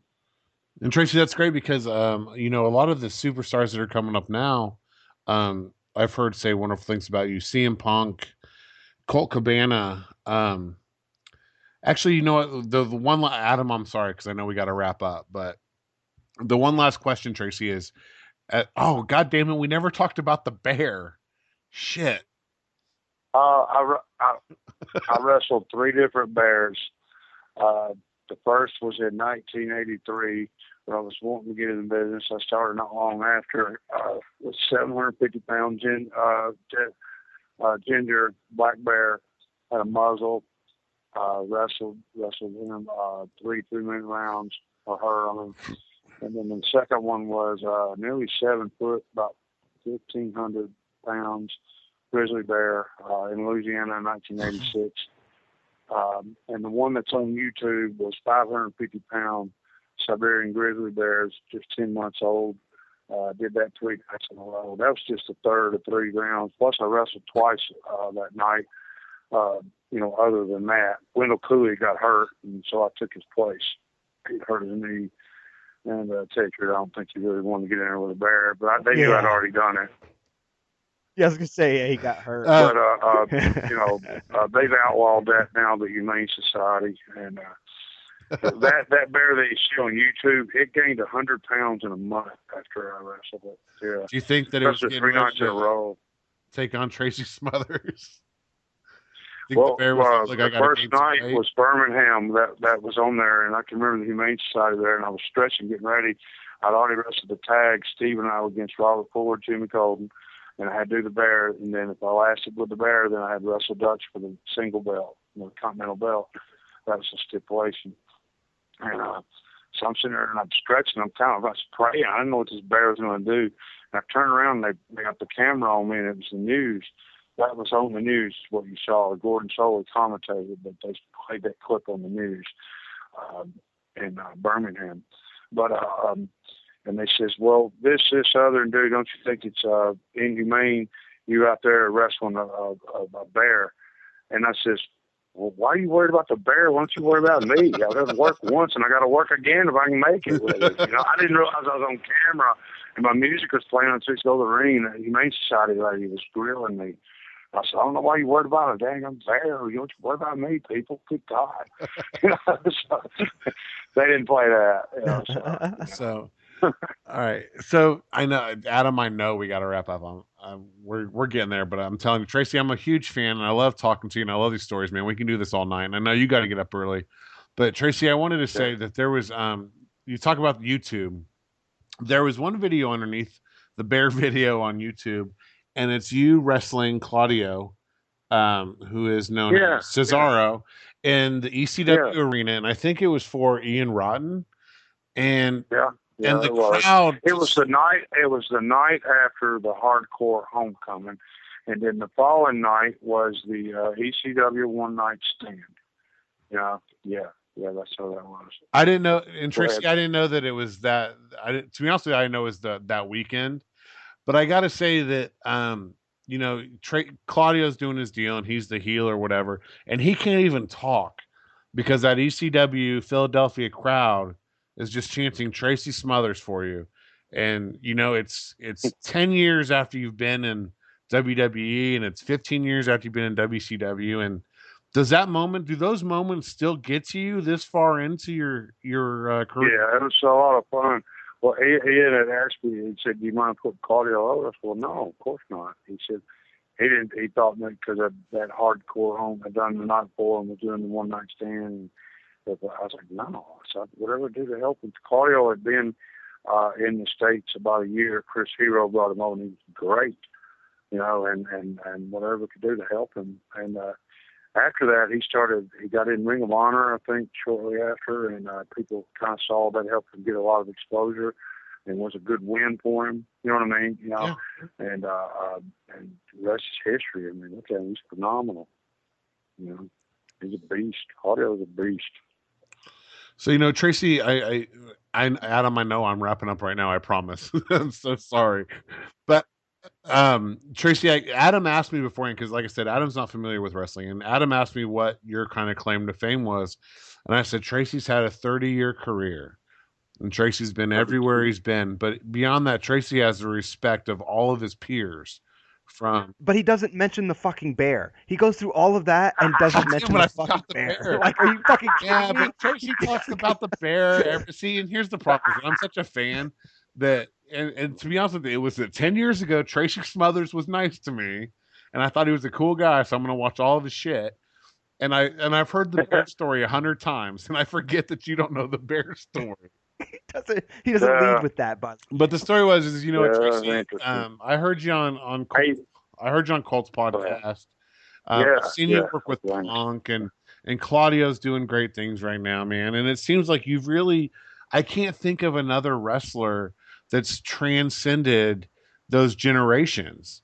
And even guys like, guys that are coming up that are working the Midwest Indies or whatever, they always say how great Tracy Smothers is, and Tracy was great with them and helped them out, man. And I think, like, ultimately that's kind of your legacy, is that Tracy's a good fucking guy. And if you want to get better at your job, then watch what Tracy Smothers does. So. And fuck motherfuckers up. That's, you know what I'm saying? Like, yeah, but don't send that tweet to fucking the WWE lawyer, cause. But just tell Jason. Sometimes Jason just got to say, "What the fuck, man?" You know what I mean? You just do. That's just life, you know. But thug life. Good. It's just life. And G is for jail because thugs can't spell. Hey, Tracy, we're gonna go ahead and jump off here, man. I appreciate you coming on. Okay, guys. Enjoyed it. Love to have you back on another time. Absolutely. Yeah, just let me know. I definitely will. Talk more about the bear. The bears. Hell, the bear, exactly. Bears. We can open. Hey, I can't say that, can I? There's nobody alive that's wrestled 3 different bears. No shit. That's what I'm talking about. Nobody's done that. I can say and that. Adam, you can say wrestling's fake or wrestling's bullshit or whatever, but that bear don't know how to fucking work, man. what you were talking about was different. He wrestled a motherfucking bear multiple times. Okay, that shit's for real. Unmuzzled, right, Tracy? Unmuzzled. Yeah, well, the first one, Ginger wasn't, and they told you, they said that she had to sign a waiver. They said if she would leg dive you. You know, Ginger was a shooter bear, was the best one, toughest one, oldest one. They had cattle prod on Ginger, and said that you know, if you get on your back, if he gets you down, get your hands in your face because you try to bite you. First guy was a big football player, and he tried to tackle that bear, and they said don't do that or punch him. But he tried to tackle me lying down. That bear took him down quick. He hit the back of his head, took his feet up, and broke his nose real quick, butted him. You know, that muzzle. About killed the guy. About killed the guy. Yeah. Now, Tracy, I know First thing I saw. We talked a lot about your career and everything. Is there anything that you want us to promote on our show, or Twitter or Facebook or anything like that? Well, I'm on Facebook under my name. It's the one with Mickey Knuckles, Isabel Smothers, and Jezebel Smothers. That's me. This weekend, this Friday night, I am in W, Illinois for Midwest Impact Pro. Saturday night, I'm in Delavan for Midwest Impact Pro. Sunday for the Insane Clown Posse, JCW. God damn, that's a whole other conversation we could have. Oh my God, Tracy! We got to book Tracy again. Crazy.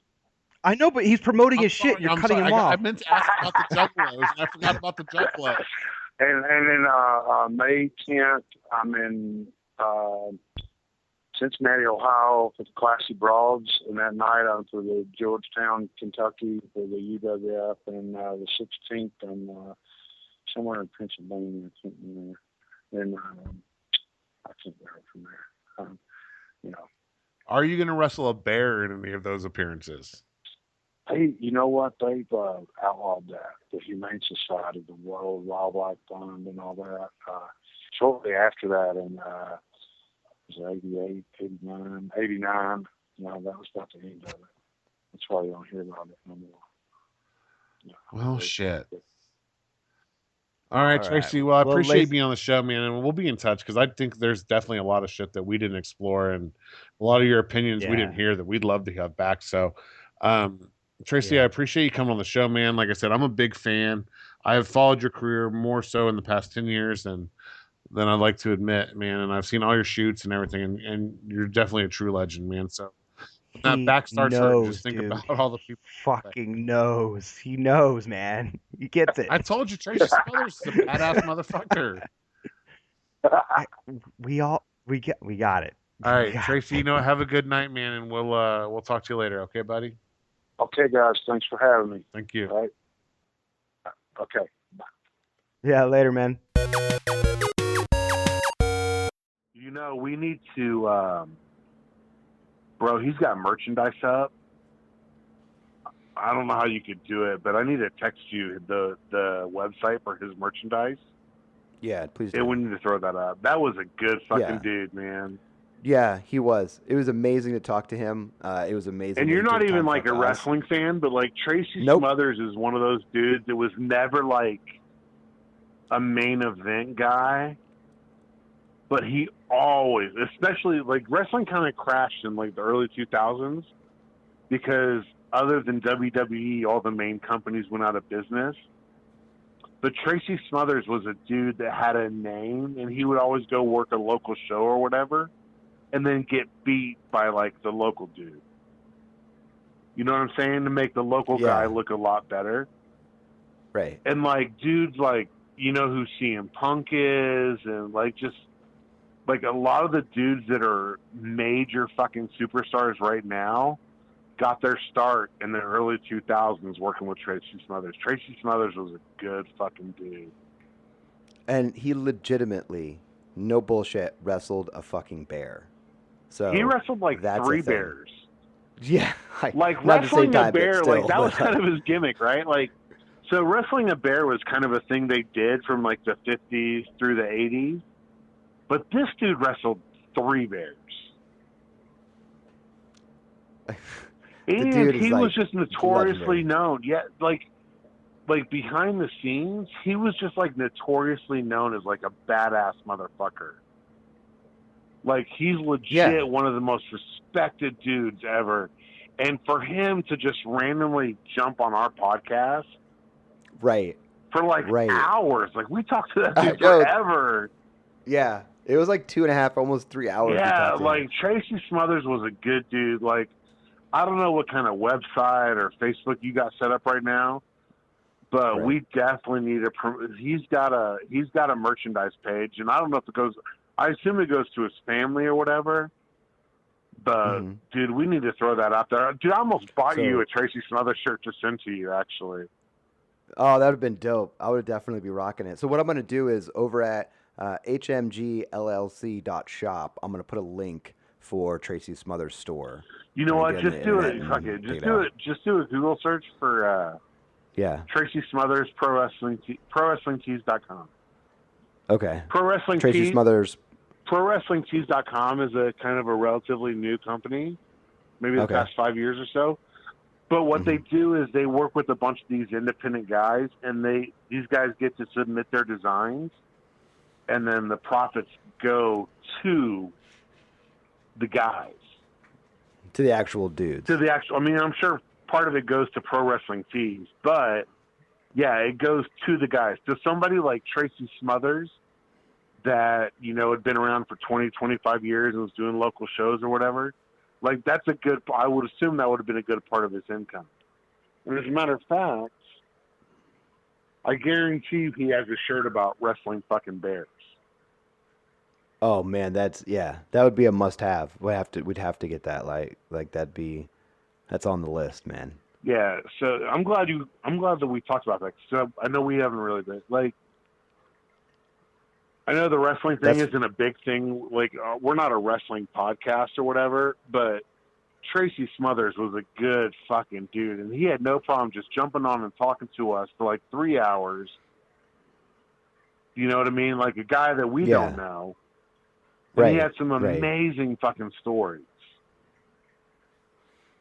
Yeah. And he's been in there with like Ric Flair and Hulk Hogan. You know what I mean? Like he's been in Japan and Mexico. Like he's about other than not being like the main event Ultimate Warrior kind of guy, like the dude earned a living doing that, has the respect of all of his fucking peers, you know, and then literally died while he was doing it.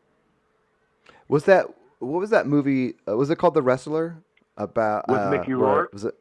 Yeah, where he put. Yeah. That is a good equation. That's not the right word. That's a good, you know, thing for Tracy Smothers. When we talked to Tracy Smothers, dude, he was delivering pizzas. Yeah, I remember. I remember. Like this is a dude that's been on TV for 25 years, and he's delivering pizzas during the week. And then on the weekend, he's going to these major shows. Yeah, it's crazy. It's that life of a performer and artist that people forget about. You know, that there are just those like road grinders out there, man, day in, day out. Like it's not about the money and the fame. It's about that's what they do. It's what they love. And the thing with him, and the thing with him is like there's a lot of people, you know, that they gave up. Or they wouldn't do anything like that. Tracy would literally go out and do any autograph signing, train whoever he needed to train, and he always wanted to help the next generation. So he wasn't doing these small shows in front of 100 people to like retain his name. You know what I mean? Like he was doing it to make everybody else a bigger name. Yeah, selfless, just a selfless dude. And that's the comment, dude. Again, I'm a like hardcore pro wrestling fan, and I've watched a million matches, and I've watched a million interviews, and literally nobody has ever said anything bad about Tracy Smothers. Like that's a good dude. Yeah. You should go back. To be honest with you, you should go back and repost that because that was a good fucking dude, man. I'll cut it into this episode is what I'll do. I'll cut that episode. I'll bring it back in. I'll cut it out of the old episode and put it in this one. So people can hear Tracy Smothers. Like because that dude was epic. Just epic. And he didn't give a fuck. Like, dude, he was talking shit about The Undertaker and, like, yeah. You know what I mean? Like, he was one of those dudes that, like, he accepted his position and knew where he was. Like, he got the respect of where he had been, but took the responsibility of putting everybody else over. Right. But knew that he wasn't going beyond that. So he had nothing to fucking lose. If the guy, dude, it's like the 8 Mile thing, right? So TRACY Smothers comes to you and he's like, hey, I deliver pizzas. The fuck you going to say to him? Yeah. You know what I mean? I don't, like, yeah. Like, I mean, I don't know. Like, I don't even know how you sort of approach, because it's hard to tell what his mindset is, right? Like, because he struck me as super content and happy dude. You know, like, he struck me as a dude that's like, I don't know, it was a struggle, but he was still living the dream. Because and the it's a struggle was part of business, the dream. dude, where you're in. First of all, you know WWE classifies all of their employees as independent contractors. That's so bogus. It is bogus. So they're not allowed to work for anybody else, but they have no benefits, no insurance, nothing. So, you know, so if you're especially back in the early 90s when TRACY was popular, like, you may earn $500,000 a year, or $300,000 a year, but you still got to pay for all of your insurance. You got to pay for everything else. And then when you're done, they can just cut you. You can't leave because of the contract, but they can cut you at any given time. Which is just like, I mean, it's sort of like that, like the current version of that is the Lyft Uber thing, where they're like classifying everyone as which they're saying is fucking illegal, right? Right, but how is it illegal reason, for Lyft? Vince right. McMahon has gotten away with it for years and years and years, and will continue to. There's no sort of like inkling on the horizon that that's going to change. And we talk about like football players having concussions and putting what they put their bodies through, and all of the talk that there is about the care, or I mean, even fucking veterans of wars for our country, right? And the shitty care that they get in like, you know, well documented cases of them getting like super shitty care, right? Yeah. And then here you have like this private company who's just like, well, fuck it. If the U.S. government's doing it, if Lyft and Uber are doing it, and we've been doing it like this for years, like, what's the problem? You know? But I mean, even say, so for whatever, like, bullshit reason, let's say that the After6 podcast blows up, right? Okay. And we get the fucking, who are the big advertisers? Fucking Blue Chew, do a bunch of free ads. Go. The meal at home. Fucking. What's the meal at home thing? I don't know. How about MeUndies? That's one. MeUndies.com. Like, whatever. There you go. Okay, so say Gabby's out of nowhere. one. Out of nowhere that we start getting all of this like money coming in, right? All right. And then they just stop. Like, that's what it is. Like, especially in like with TRACY in wrestling, like, TRACY made his name as like a regional superstar in the Southeast. They brought him up into WWE and they called him Freddie Joe Floyd. And he never won a match, and then one day he's done.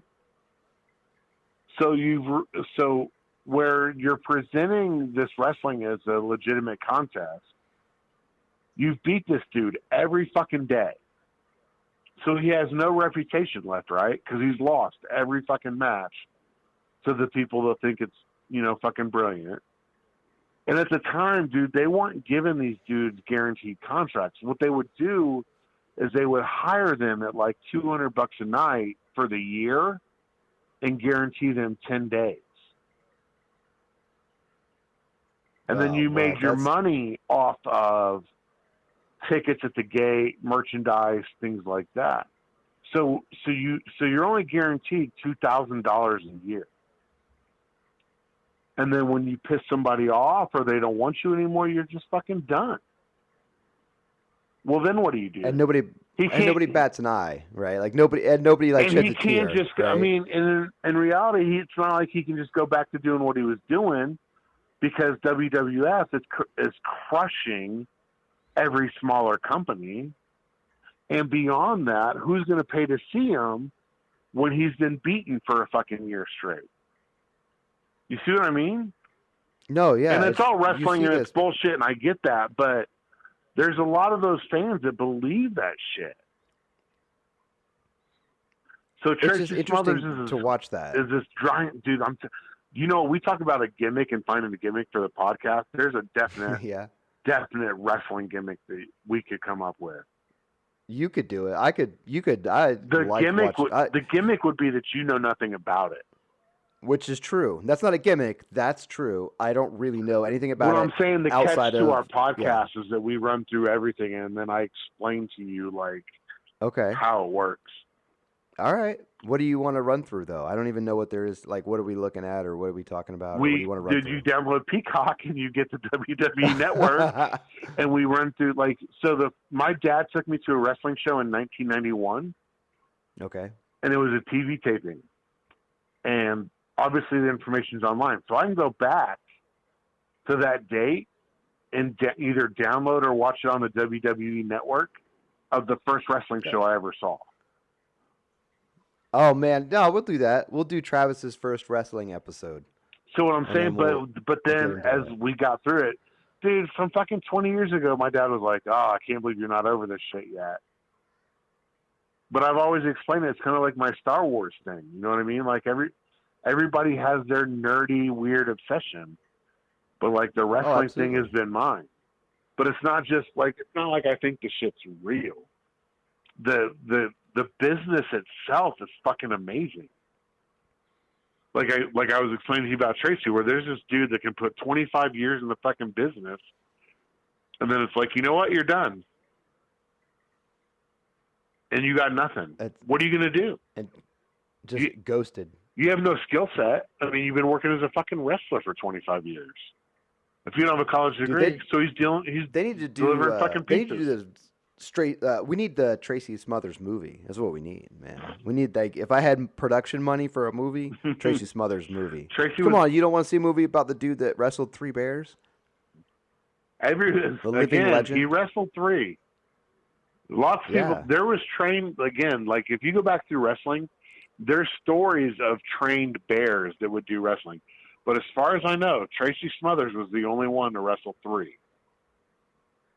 Yeah, I'm not into wrestling. I don't know the history, but I'm going to go ahead and just, on a hunch, say that that's accurate. That's correct. Well, I would be if one motherfucker came to me and was like, hey, I wrestled a bear one time. I'd be like, that's fucking amazing. You know what I mean? For you to be like, I wrestle, because again, you can call wrestling bullshit, you can do whatever, but you're in there with a literal fucking bear. You can't go to the bear before the match and be like, okay, here's what's going to happen. I'm going to hit you with the chair. Yeah, you're working this shit out. Yeah. You hope to train the bear for certain signals, or I don't know how it works. You know what I mean? Yeah. But you're in there with a fucking bear. It's a legit bear. You can't kayfabe with the bear before the match. Kayfabe, motherfucker. You just threw that out there. What is it? Kayfabe. Okay, you can't do that with the bear, though, right? He's not got the mic before the match. No, you don't you don't plan it out with. You're not setting spots with the fucking bear. And even if it's fucking muzzled or whatever, it's still a bear, bro. Bears are 800 fucking pounds.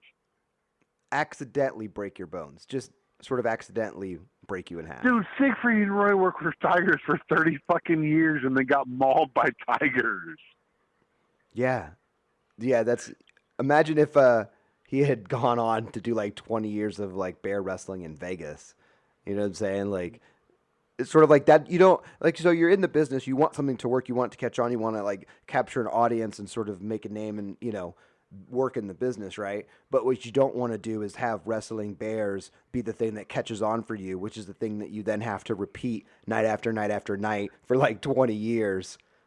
You know what I'm saying? Yeah, and that's a lot of the deal with wrestling is these guys, there was this one guy from Kentucky or something. His name's Nick Dinsmore, okay? And he really was good at the sign, making the shit look legit, an actual wrestling match, right? Yeah. And he got hired to be in developmental with WWE. And then when they brought him up, he became somebody that was mentally slow. Like, that was the character. Oh, that was okay. That's who he was. Okay, I got you. You see what I'm saying? So he went from being like the super serious dude and one of the best wrestlers in the country to now he can only get booked if he plays like on a retarded character. And that's not even. Is that something that you could even do in this day? Like Probably that was not now. This was less, like 15 years ago. Right, and he much more it, insensitive he did it, time. To be honest, they never presented it as like disrespectful.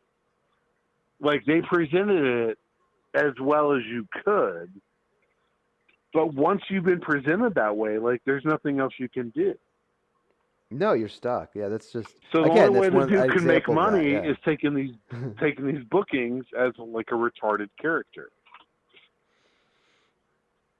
Oh my god, it's like Tropical Thunder, where like he. Exactly. Yeah. But yeah, if you could never get another movie ever unless you did that character. That's what I mean. Like it's like you do the thing right to get to the spot where you can do that for a living, but the thing that catches on is not a thing that you want to do. Like how you're stuck. Like right. You can't just be like, forget it, I'll start over, because you said you get ghosted. You're gone. There's no you. He's been on TV. No you. Like this dude was on right. WrestleManias with like Hulk Hogan. That's crazy. Like nobody's gonna look at you other than that way. Well, even Hulk Hogan, who has gone through a couple iterations, is still basically Hulk Hogan, though. Yeah, like he's still playing that same sort of character. Even in the reality show, he sort of was the same. He's always that the character. Same way. Yeah, like. Yeah. And he's kind of super racist, which is a whole other situation. But I didn't get into that. Like I said, I only watched maybe 2 or 3 matches in the heyday of the '80s when it was all of the Roddy Ray Piper and Andre the Giant and all that, Hulk Hogan and those kind of. But again, like maybe 3 matches, talked about it with my friends at the time, was a big deal, got some toys, and then that was it. Like, sort of checked out. Yeah, which was what most people do. I just kind of hung on to it for 30 years. I had neighbors that lived above me that were super into WWE, and every night you could just they wrestled in their apartment so much that they knocked all of the plaster off of my ceiling. There is definitely dude, wrestling podcasts either break down to like people talk. Either you have a famous wrestler on, and you kind of discuss like the old shit, or you're kind of like a reporter, right? And you report to what's going on in the news shows and stuff like that. If we presented a show almost like a recap show that a lot of other people are doing, but you have no fucking context to any of it. Sure. That would be a very unique concept. All right, we'll do it. I'll do it. Well, I don't care, man. We would just have to figure a starting point. Yeah, I'm definitely interested in getting and seeing what has happened or where what the evolution of the WWE was since I last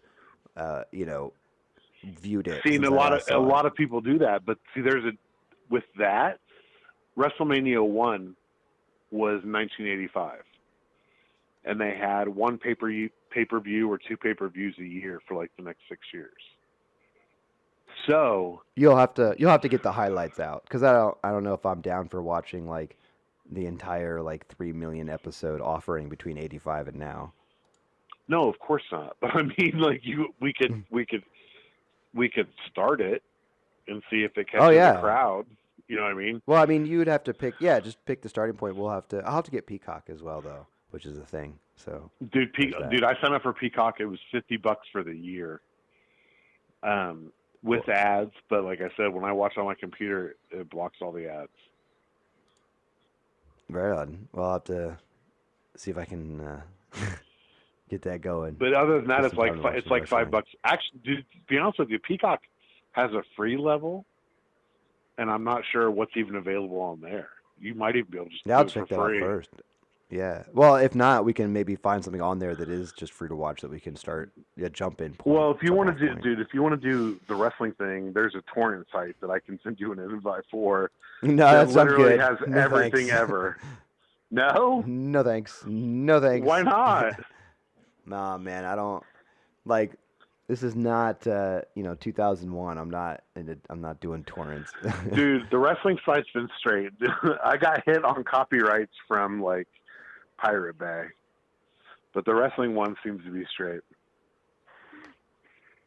Yeah, I'll just get it through Peacock. Seems legit. Well, let me think about you said it. It was like $6 a month, right? Yeah, it's like, dude, it's nothing. And again, So after our if you have $6 a month, if you have an ad blocker, like, it doesn't even block the ads. So, I'm sorry, it doesn't even show ads. Yeah, it does the opposite. If you have an ad blocker, it shows them bigger and full screen. It shows nothing. It's just like you'll be like I watched that old ass Alfred Hitchcock movie, and for literally like a half second, it says your show will display after this break. And then every now and then when you sign in, it's like, hey, would you please disable your ad blocker?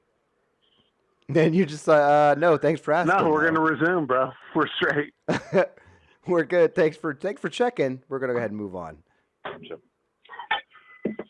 All right, man. Which office? I'm out. Well, I got to be I'm out too. I just want to know. I also want to know which office character you are before you're out. Me? Like before you sign Fucking off. Dwight. Yeah, which office? I got to be Dwight. You're Dwight. You're Dwight Schrute. Or, dude, I'm Michael Scott for, like, I do have a sense of Michael Scott and saying shit that I'm like, oh, that's funny. Why would that be offensive to somebody? No, I have some of those moments cut into some upcoming episodes actually. So it's very Michael Scott of you. They're just mad the black guy won. Is that one of them? That's one of them. Yeah. I remember that was that's in the back catalog. That's in the archives. Yeah. But like Michael Scott, you are good-natured and big-hearted, and I don't try to be offensive. Nope, you certainly don't. No, absolutely not. But yeah, all right, man. Are you out? You're done. You're I'm gone. done. Yeah, what's up? dude, We're good. All right, dude. man. I was done 2 hours ago. You're lucky you got Right me on, tonight. man. But Fair enough. you and I need to touch base later this week, and we can. I've had some changes and stuff going on, so we can schedule like a confirmed time. You know what I mean? And, yeah, like, right on, and man. get this going. So I'm on good. I'm on board. So let's just think about it, see what we want to do. But get a hold of me sometime this week off the record, okay? Sounds good, man. All right. Well, that's Travis. I'm Adam. That's the After6 Podcast. At the TMFS on Twitter. At the TMFS on Twitter. I'm at BitesizeDC on Twitter. Bye. And until next week, let's have 6.